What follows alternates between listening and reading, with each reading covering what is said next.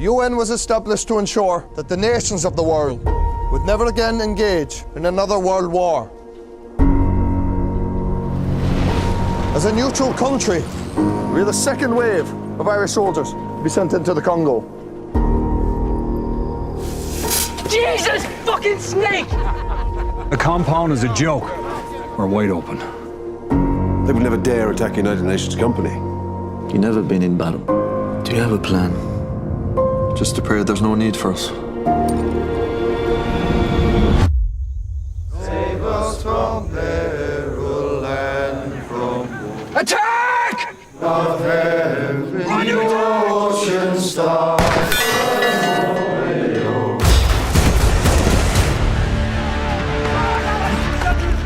I require your surrender. If you continue to attack, we will continue to respond. You do realize that you are outnumbered by a factor of 20. You're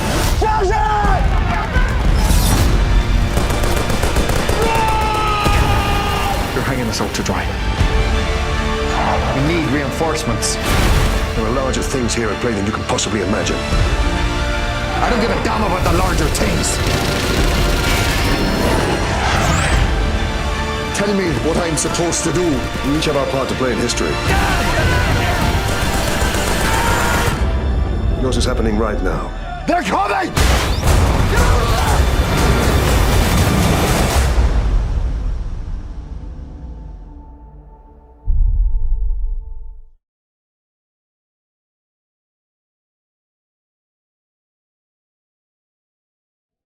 Good evening, everybody. My name is Leo Quinlan from Moral Injury International. I'm based in Ireland. And tonight we're going to talk about moral injury with a very special guest, my friend and colleague, Marty O'Connor from Melbourne, Australia. Marty and I started this moral injury website with Michael Lyons and Wally Jensen about 4 years ago. But this is the first time that Marty and I will have this kind of conversation and have it recorded. Hopefully you'll find it interesting. Just very, very briefly, what is moral injury, where did it come from, and how it affects us in moralinjuryinternational.com. Well, Marty and I have a connection insofar as both of our fathers fought in the siege of Jadotville in the Congo in 1961. And about 2021, we met up online simply because the term moral injury has surfaced. Marty and I discussed it. It rang a bell with us. Both of our fathers would have suffered moral injury to varying degrees, and then it went down through the families. And very, very quickly, what is moral injury? In the military sense, and I hasten to add that moral injury exists in all walks of life. It exists in the prison service, police service, public sector, and many, many other walks of life. But just for tonight, we'll just kick it off, talk about moral injury in the military sense.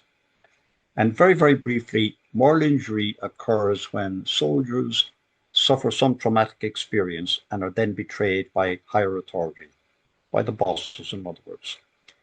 And the side effects of moral injury, they're fairly well known for people who've watched our podcast, but for first timers, the effects of moral injury is silence. They don't talk about it. The survivors of whatever the incident was, they keep silent for years and years, maybe right up until death, or until something triggers them off to talk about it, a family bereavement or watching the film, in this case, of the Siege of Jadotville. They have trouble with interpersonal relationships, they have broken marriages, depression, alcoholism, and unfortunately, in some cases, suicide. And what is very important for you to consider or to remember when Marty is talking about it in a moment or so is the transgenerational effect, because this affects not just in the Jadotville situation, the veterans when they come home, but their children, and now down even into their grandchildren. So with that kind of a slightly long introduction, I'd like to kind of bring Marty on and let's see what Marty and hear what Marty has to say. Okay, Marty, are you there? Oh, good morning, Leo. Good evening and good morning. It's nighttime Yes, here in Ireland. I'm in Melbourne Yes. here, so we're morning time, and thank you for doing the interview with me. Okay, I've been waiting to get you in the hot seat for a while. The tables are turned, huh? Exactly. Marty, we know each other for about 4 years. I know a lot about you. I know a lot about your family. Uh, you know, so there's nothing you'll say tonight that would be, I imagine, would be new to me, but it's certainly going to be new to a lot of listeners and people who are watching this podcast.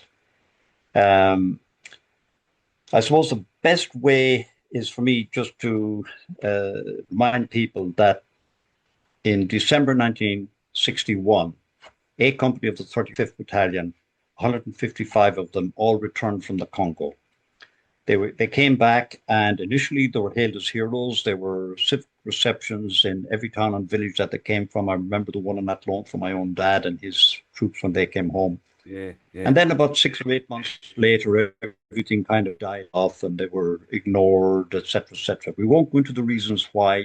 It's kind of well known that it didn't suit the higher ups for Jadotville to get much publicity. But that's a different story, and that's not why we're here tonight, except that this denial of them, this ignoring of what they did, even though it's recognized worldwide as a great achievement, a military achievement, it began to fester, for the want of a better word, with the veterans. And then it had effects on them, and it had effects on their families. And you and I have been talking to lots of people over the last few years from Jadotville and children of Jadotville, and we know what has happened. Now, you're one of the children of Jadotville. You were born a few years after Jadotville, but now you probably know more Jadotville than most people.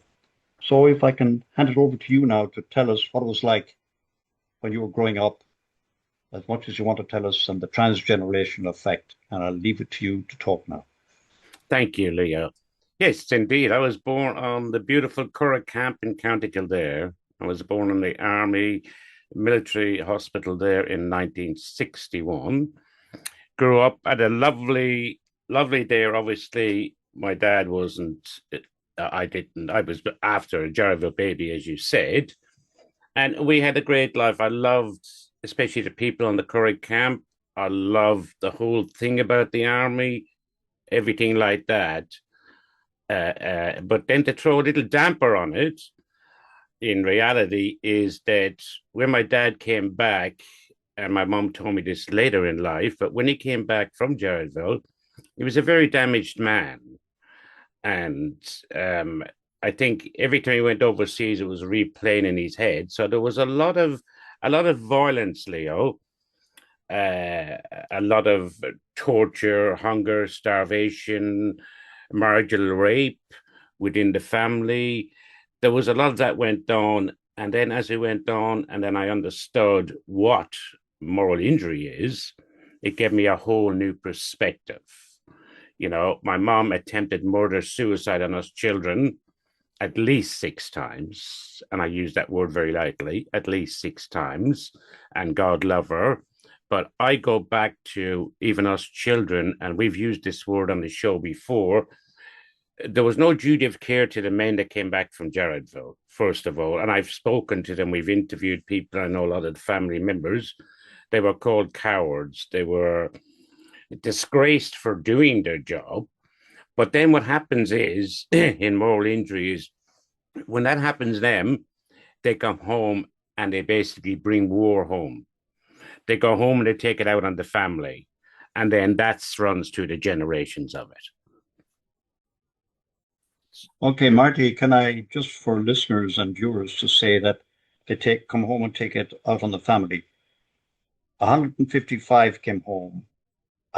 We know that 155 didn't suffer the same way. Some of them never took it out on their families. So we wouldn't want listeners to think that every single No, 100% correct, Leon. As we say, we've spoken to a lot of people. Some take it, a certain percentage of it might damage, they might just go silent. I'm not talking about the extremes of my story with violence. That I'm not trying to insinuate that the men did that, as you rightly pointed out.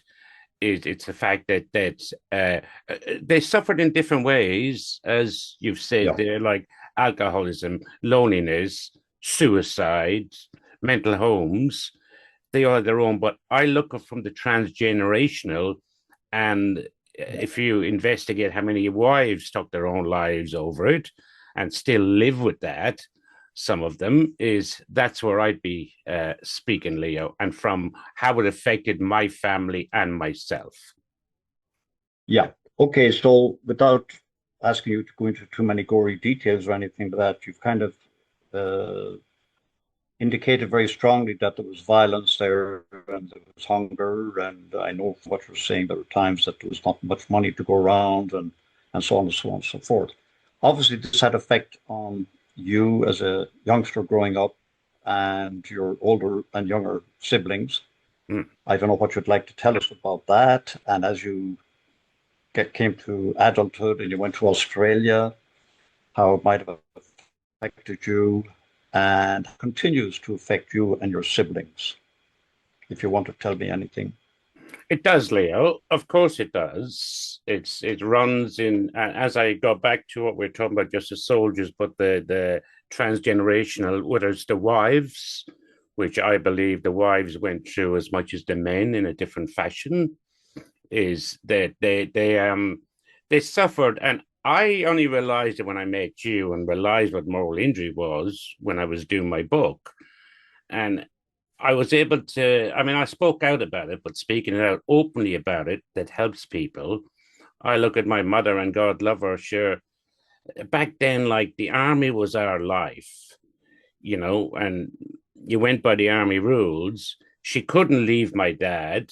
And sadly, he used that as an opportunity to put her down for the almost the violence, and then it portrayed on top of us, and we lived with that.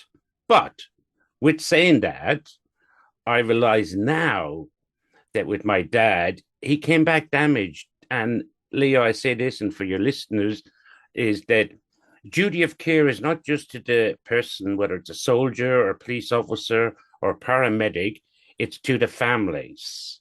And there was no duty of care. My dad should never have been sent home to us in the condition that he came back. And if I may throw in there, they didn't speak out, because back then, it's different nowadays, thank God, in a certain degree. But if they spoke out back then about having mental health issues, or they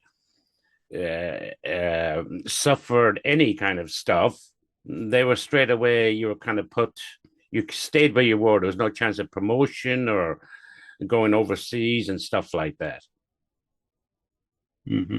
Yes, I know. I've seen that myself in certain areas in the army. Mm-hmm. Yeah. Well, I think that the transgenerational effect is there. You and I have interviewed people who are your age and even my age, and I'm a good bit older than you, because I see where a year after you were born, I joined the army in the Curragh. So you were running around in the Curragh for a couple of years while I was in the cadets and so on. So that just ages me, actually. But yeah, I have to remember that. But anyway, we've interviewed a few people, quite a few people, and we've spoken to them unofficially as well, not on camera. And we know that families are split up. Families of veterans who were your age and families of veterans who were my age, and they haven't spoken to each other for years and years because of the way their dad was when they came back. The silence, not so much violence, we didn't hear much about that, but certainly the silence factor, non-communicative, not able to give a hug to the children anymore, things like that.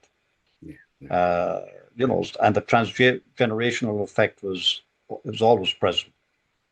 But just coming to something, Marty, since you've used it yourself, you know, you didn't have a high regard for your dad, but now since you've learned more about Jadotville and what he must have gone through in an armored car with bullets hitting the armored car all the time, and I know his armored car would have killed a lot of the enemy, and that had this effect on him, but you've been able to come to terms with the way he I'm not trying to put words in your mouth, but I think you've said it before, that you now understand him, and there's a certain amount of closure coming Well, your way, or has come.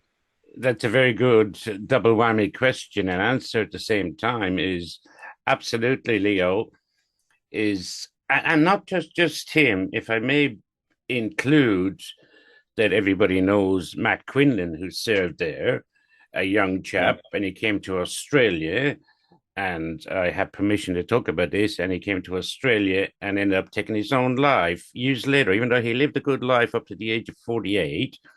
But going back to that, Leo, with my dad, is when I learned moral injury, but for some reason I stayed on with my dad 10 years after, unknowns to the family, once he was removed from the house for violence.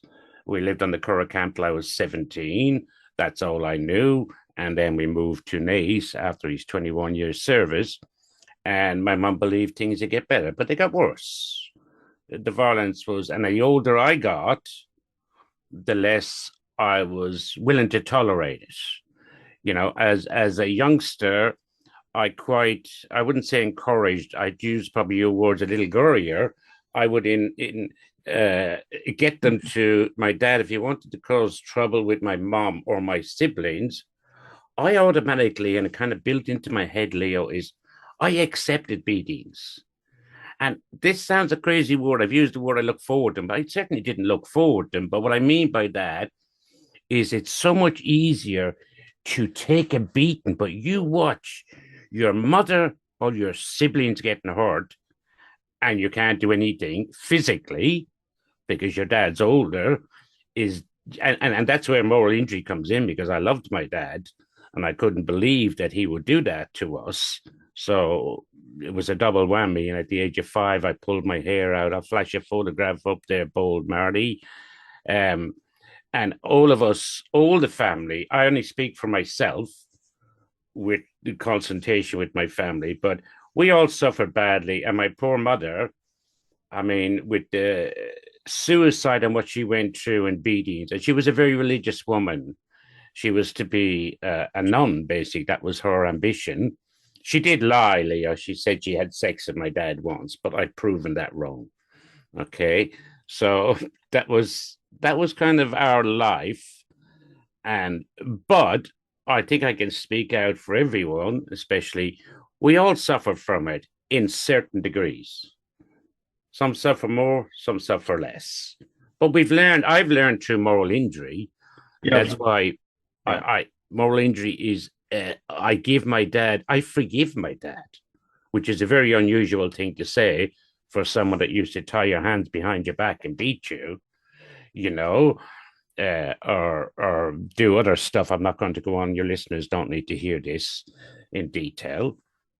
So yes, Leo. So that's what I find on the subject is moral injury. That's where I found peace of mind, closure, and if I may throw in for anyone listening to it, when you go through moral injury, whether it's, you know, abuse against a child, whether you're the child, or it's abuse against a woman, or in these days, it can be male, female, whatever, you need to speak out, because the only thing that will happens is you blame yourself.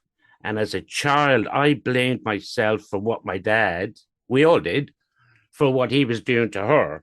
So it was the norm to get beat up, or it was too normalized, which shouldn't have been the case. Okay. Yeah. Now, not wanting you to bare your soul too much or anything, Marty, but you're a very good example of somebody who suffered from moral injury from quite a young age, and it's great that 2021 and since 2021 you've been able to identify it, come to understand it, come to terms with it. It's a healing process. You've said this to me before, and so on, you know. But there are so many people that we have met that are in that same category over the last 4 years. And I'm not putting words in your mouth, but do you agree with me that the common trend that has appeared is that once they identify that they have suffered moral injury, or somebody belonging to them suffers moral injury, all of a sudden for my favorite term, the penny drops. Penny drops. And all of a sudden they become to understand. And after a while, there's, as you've mentioned already, there's forgiveness, closure, understanding, and a bit more peace of mind. I would agree with I would agree with you 100%. And if I can just go in, just my specific one is that it didn't just help me, it helped my siblings to understand. Whereas my dad wasn't recognized like that, but now he is. You know, I had 130 different family members and offsprings and their family members when I got presented with the Bon Jadotville by the Irish ambassador.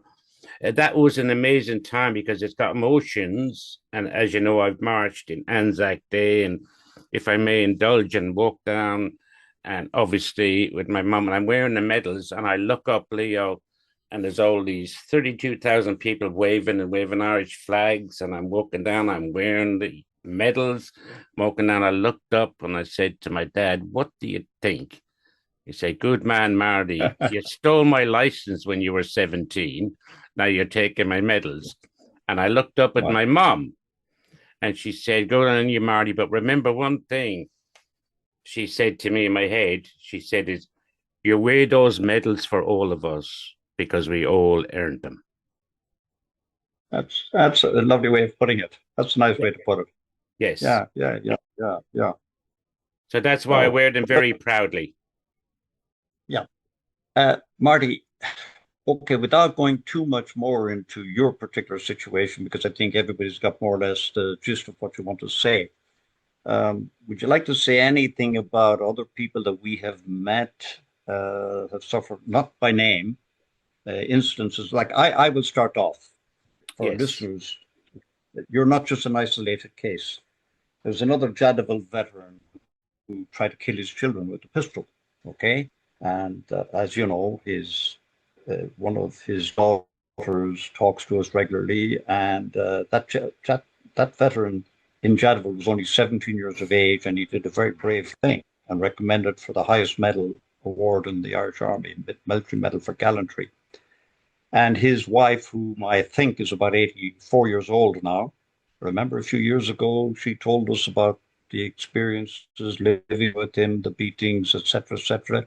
And she said that to this day, she still loves him madly. Yes. You know, can you just imagine that? What she went through, and she still loves him madly. And it's almost like before moral injury ever was spoken about, she understood that, like your dad, the wrong man came home, but she could see the man she married. And even after he's dead and she's 84, she still has good thoughts about him.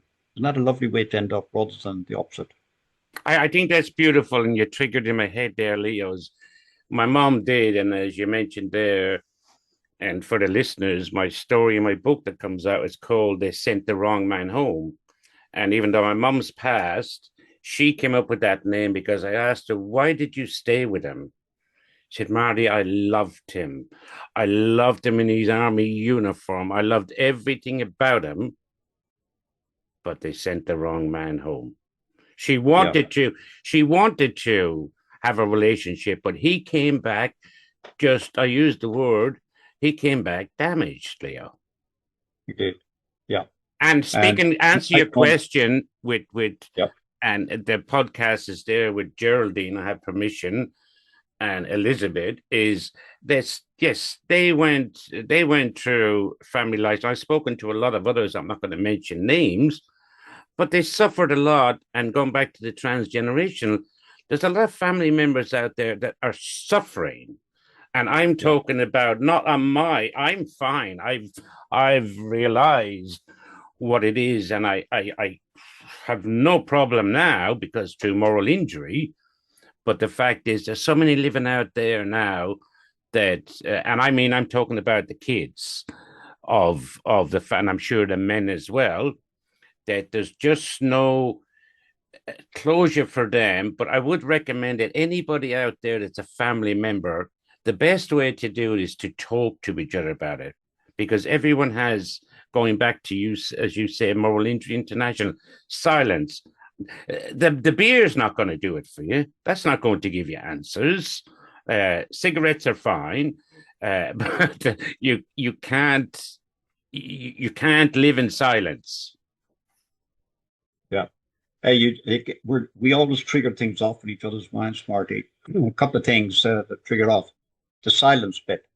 There's another Jadotville veteran whom I won't mention by name, but he was at a particular function there a few years ago in Ireland. He was a guest of honor at it, and his son, aged in his 50s, working in England, came to attend this function, and that was the first time he ever heard anything about his father and Jadotville. He knew his father was in Jadotville, but he didn't know anything about the details, nothing. Silence. The father never spoke about it, you know.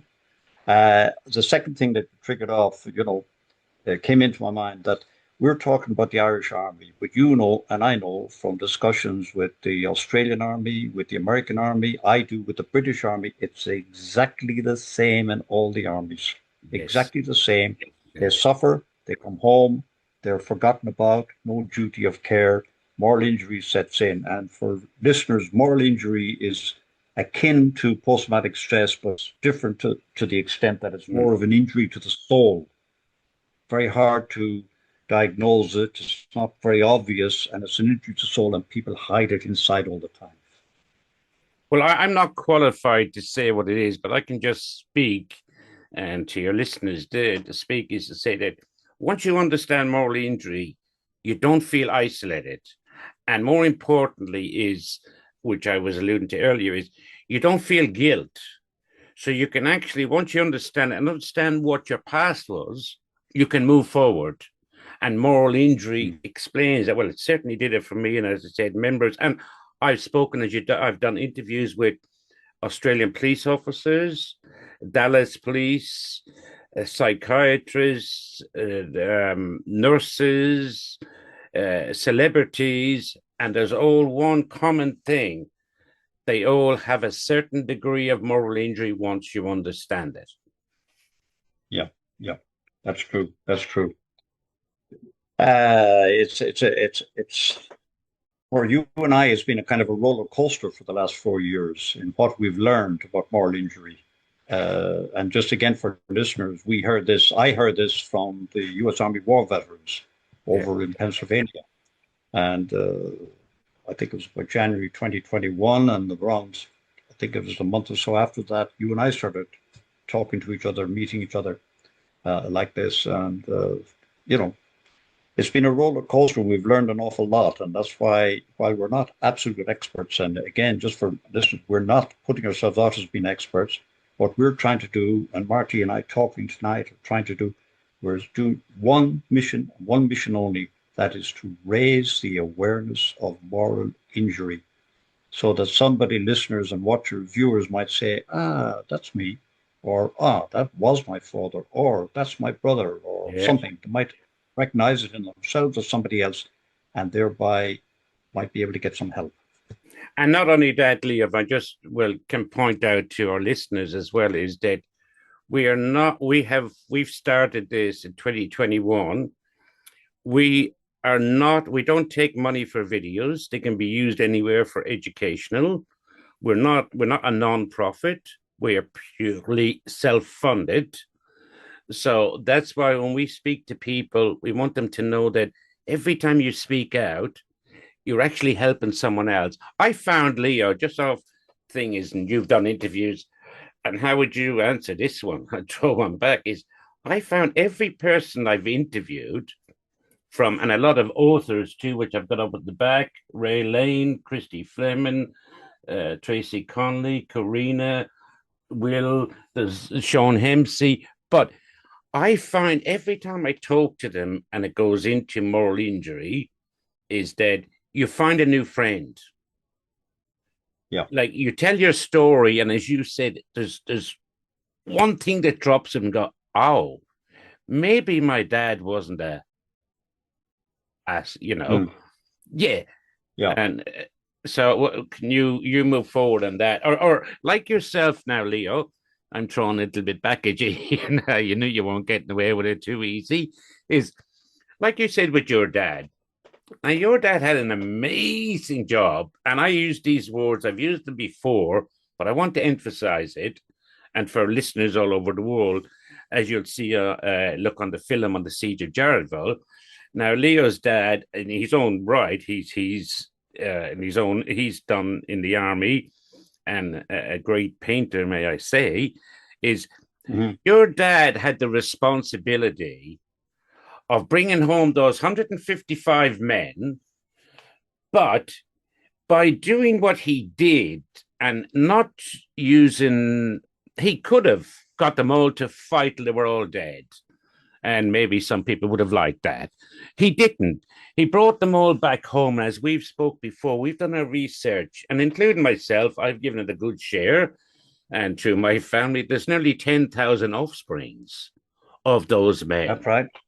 So I'm trying to go in, but I'm digging into is the man must have suffered a moral injury, and then with you even talking, you're a champion, but I know you're the most modest man I've ever met, and you actually there's a difference between you as an officer and everything you've done. You're actually exactly the same as your dad, as in, you actually care about the families. That's why you and me are talking. And I know what you've done so many things for the families. Yeah, look, I think I've said it to you before. I have my dad on my right shoulder shouting in my ear, telling me what to do still, you know.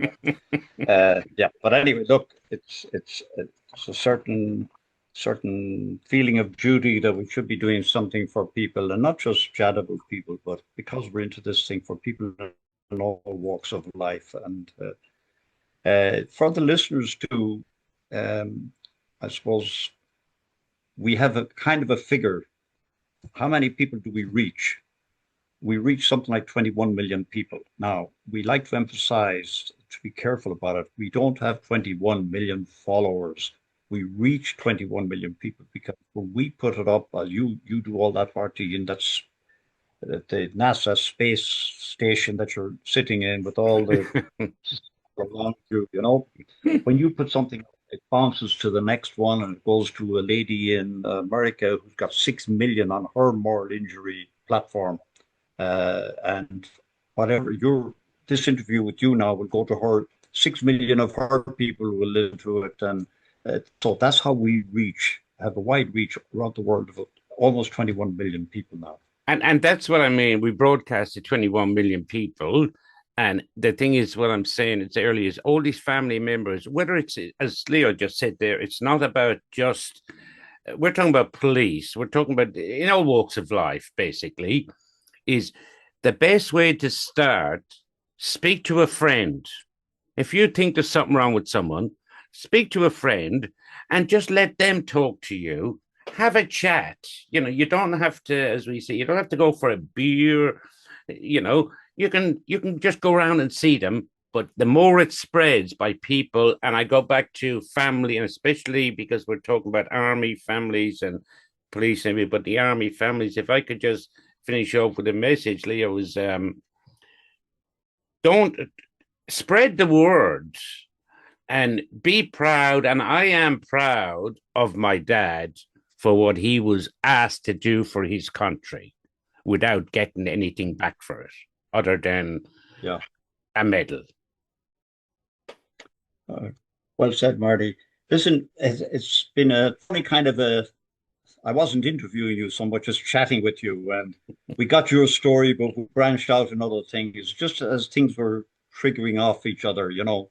Yeah. So I hope that our listeners and our viewers will have got something out of this. And I know that, as usual, you'll put up something, say how they can contact us if they want to, et cetera, et cetera. So from my point of view, Marty, I think we've kind of come to an end for this.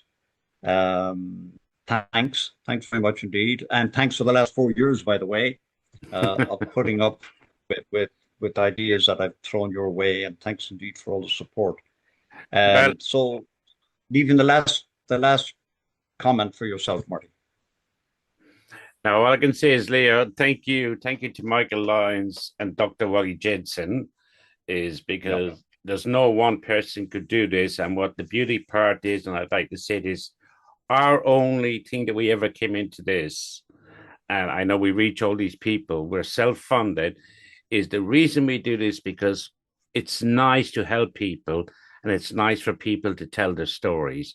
And if you've got a story that they want to tell, go to moralinjuryinternational.com and send us a line, because there's so many stories out there. And as you're just saying, Leo, it's we're just talking about Jadotville because we're, sons of Jadotville and other families.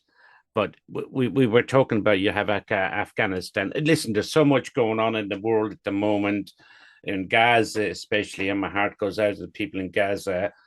And I hope that they'll be suffering moral injury, and those young children, when I look at those photographs, I'm not political, but I need to chuck that in there.